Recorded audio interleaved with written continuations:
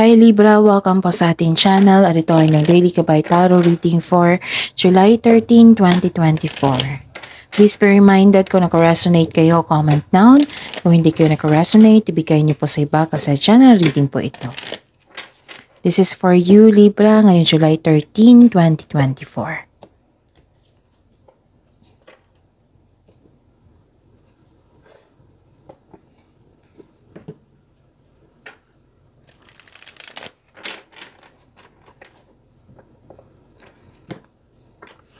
Gamitin ang reading na ito bilang gabay lamang. Please like, subscribe, and click bell button for notification para updated po kayo sa daily tarot reading natin. Maraming salamat po.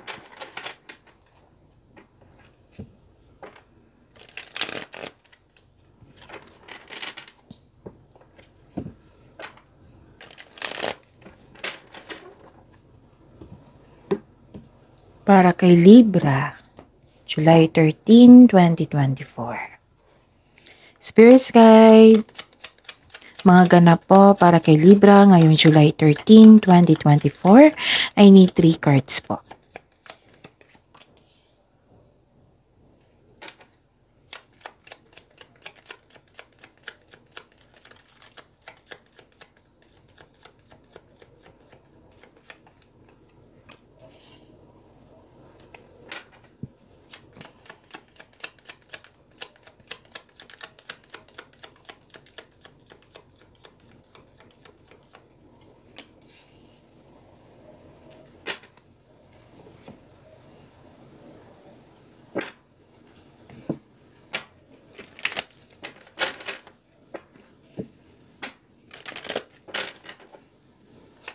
Spirit's Guide, mga mensahe po para kay Libra.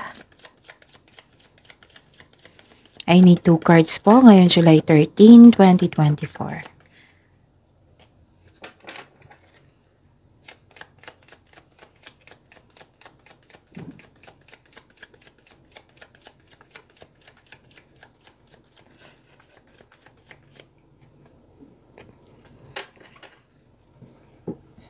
Okay. Ngayong araw na ito, July 13, 2024, may nakita ko ditong may binigay sa inyo ng opportunities na kailangan nyong pumili, kailangan nyong mag-decide. Oo, you're making best choices, making best plan, para makagawa kayo ng malaking desisyon. Pero, careful lang kayo sa pag-iisip. Kasi nakikita ko dito nag-overthink po kayo or nag-overanalyze. Like for example, 8 a.m. umaga hanggang gabi. Tapos yung isang topic lang yung iniisip mo. Hanggang sa hindi ka makagawa ng desisyon. Kasi nalilito ka na eh. Marami kayong naisip na. Oo, naguguluhan na kayo. Okay? May naramdaman kayong fear dito, naguguluhan kayo, may hesitation, doubt, confusion, may sadness. Kasi may hindi klaro sa inyo. Okay? So, ingatan talaga. You have to get out from your head kasi overthinking and overanalyzing can steal your happiness, can steal your opportunities, cannot. Don't hesitate too long. Okay? Baka ilang araw mo na itong iniisip. Pagbalanse. So, kung gusto nyong makawala dyan sa overthinking na yan, so search nyo sa Google yung mindfulness skills. Mga tulong din yan. Kung hindi pa kaya, then change the channel. Pahinga muna. Kailangan ng time for reflection dito. Yung schedule nyo yung paggawa ng desisyon. Like for example, 8 a.m. to 12 noon, pag-isipan kong itong isang to. Yun, pagbalanse. Kasi naguguluhan ka dito, pwedeng naguguluhan ka kasi may taong hindi totoo sa inyo, na may masamang intention sa inyo. May panlilinlang na nagganap. Okay? Kung sa buhay pag-ibig to, may seduction na nangyari, May danger kasi may nakita akong third party issue. May trouble, may pagsisinungaling, may distraction. So, I consider this also as a temptation. Pwede din kung sa ka-urine money to, may pandaraya. Tuso itong taong ito. Kasi may rivalry competition eh. So, mag-ingat sa kanya. Baka isa siya sa dahilan na nag-overthink kayo. Okay? Huwag niyo pong pahirapan yung sarili niyo. Parehas kayo ni Gemini nag-overthink, pero siya nag-give up na siya. Binigyan na ng action. And I'm hoping nagbigay din kayo ng action. Kailangan niyo makawala dyan sa overthink na yan. Okay? Huwag niyo pilitin kung hindi pa kaya. Then pahinga muna, then schedule niyo. Okay? Kakampi niyo po yung sarili niyo. Okay?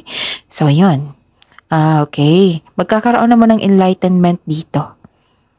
Okay? Magkaroon ng pursue spiritual growth.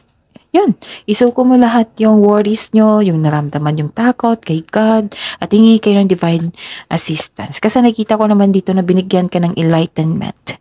Nagkaroon ng spiritual growth, connection.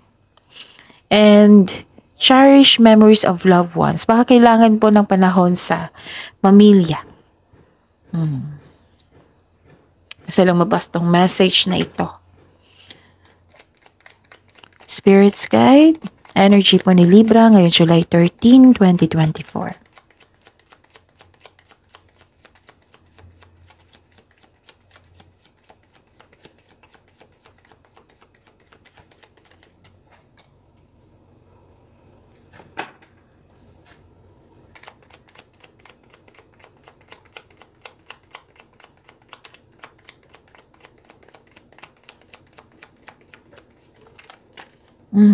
Kunin ko to ha.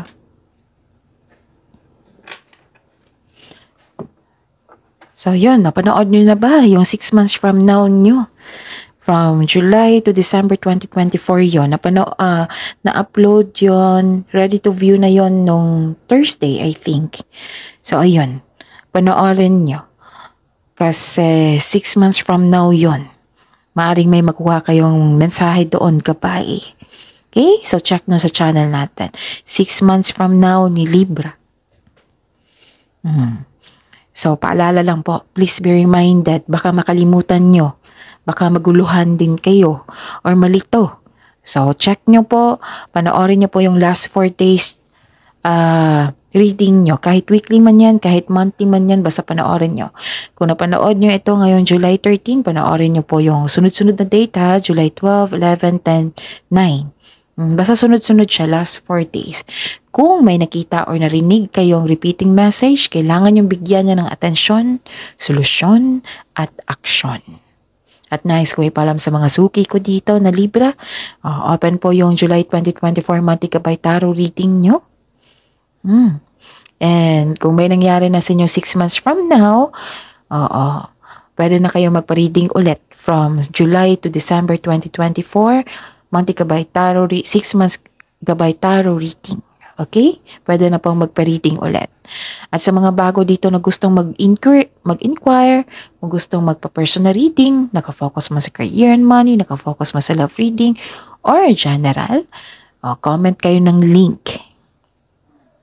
Again, comment kayo ng link, LINK, para mag-reply ako ng instruction niyan kung paano niyo ako makontak. Okay? So, yun. Ngayong July 13, 2024. Actually, may success po dito. Libra. May nakita kong success. May nakita ako ditong, pero delayed. A delay to your success in some way. This is disappointing, yes. Pero temporary lang po ito, sabi po ng card. The delay is all part of the process. So, stick sa iyong plano. Magpatuloy po sa inyong sipag. Continue to work diligently. Malapit na kayong matapos inyong gawain. Huwag kayong mag-give up. You're almost there. Pero delayed success to ha. Sigurado namang success yung ibigay sa inyo. Kailangan lang habaan ng pasensya. Patuloy nyo lang po yung mga ginagawa nyo ngayon. Okay? And paras talaga kayo ni Gemini. I think kay Aquarius din, sa air signs ito, na nag-move on kayo. Na you are moving forward, you are embarking on a healing journey, may paglalakbay, pwedeng pagpaalam, or posibleng may imbitasyon. May relocation ako nakita dito, movement, travel sa ibang lugar, lipat trabaho, lipat bahay, bakasyon, pwedeng adventure. Naghahanap ka ng solusyon sa inyong problema. So, be patient, papunta ka na sa iyong paroroonan. Walking away from toxic traits ng isang tao, toxic workplace, toxic na lugar. Mismo ikaw yung nagbigay ng movement na lumipat, yung kumawala, pwedeng kumawala sa inyong, tumiwalag sa inyong grupo, ganun. Pwede din nag-vacation leave ka para makahinga. Okay? Yun. Career and money. May Libra ngayon July 13, 2024.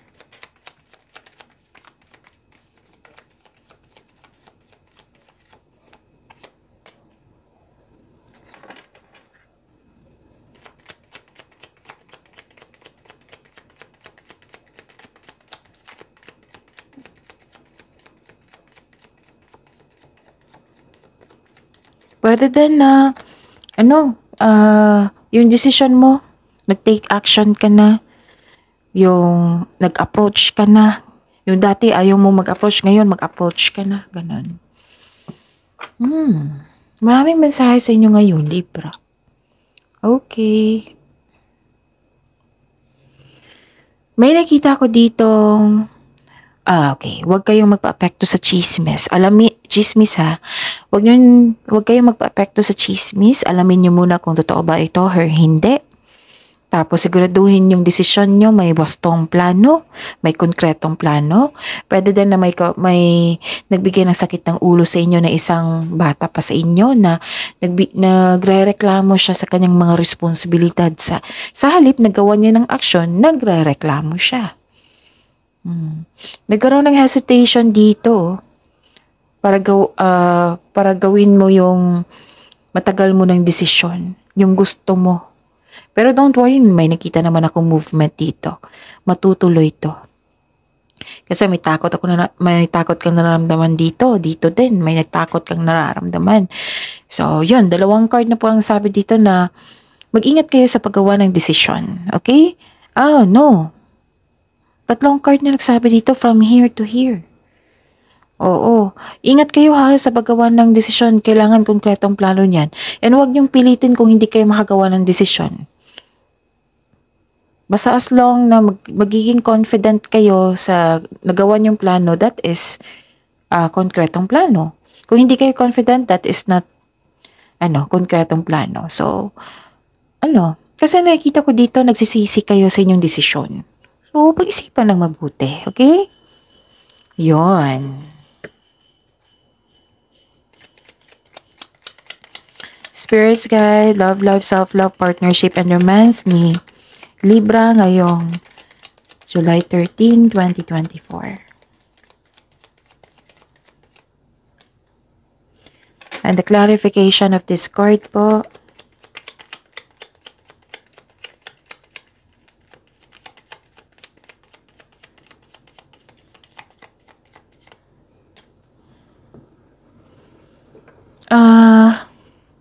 May lumabas dyan sa screen nyo ngayon ha, bagong channel natin yan. So, kung gusto nyo malaman ang link niyan, comment down love link. Again, comment down love link. mag-reply ako ng link, tapos i-click nyo po yung link para ma-view nyo agad yung bagong channel natin, YouTube channel po. Nakafocus doon ang love reading nyo po.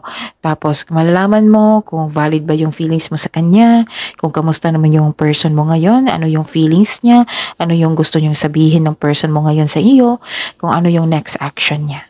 Malalaman nyo doon. So, comment down love link. Yon. May mabilisang action dito. Nanindigan kayo. Nagkaroon ng truth seeking. Pwedeng maliligaw nyo to na very aggressive. Pwedeng masyadong prangka. Diretso ko mag-approach, ganun. Kasi malakas yung energy niya. Mahilig tong maghabol sa inyo. Mahilig tong magpapansin sa inyo. Oo, sa mga singles dyan. Pero sabi po ng card dito na kilalanin niyo po daw muna. Oo, baka sa sobrang bilis kasi, sabi ng card, baka sa sobrang bilis niya, ang siyang sobrang bilis ng pagkawala. Oo, kilalanin niyo muna. Maging wiser. Dapat hindi tayo lugi. Di ba, Libra? So, sa mga buhay mag-asawa at sa mga may relasyon dyan, yes, movement to from here to here, movement. Gumagawa kayo ng action. Like for example, nagplano kayo ng project. Sa mga may relasyon at mag-asawa dyan or pwedeng nag-uusap kayo na mag-travel. Ganon. Okay naman kayo dito. Nakikita ko naman okay kayo dito. Nanindigan kayo sa inyong desisyon. Ganon. At saka, nakikita ko rin dito na busy kayo Regarding talaga sa project nyo ito. Oo, busy kayo. Kayong lahat. Libra. Strong, confident, and compassionate kayo sa isa't isa, pwedeng sa sarili nyo.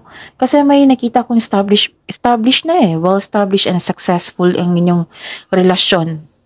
Pwede din sa inyo, sa mga single. Okay, sa mga single dito, may makilala kayong very aggressive talaga.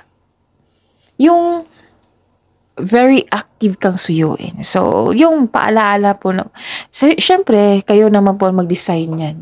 Oo, diba? Kung tatanggapin mo itong tao. Pero ang paalala po ng card niyo po dito, kilalanin niyo muna. Okay? So, that's it. See you tomorrow. Libra, please like, subscribe, and big bell button for notification para updated po kayo sa daily tarot reading natin. Maraming salamat po.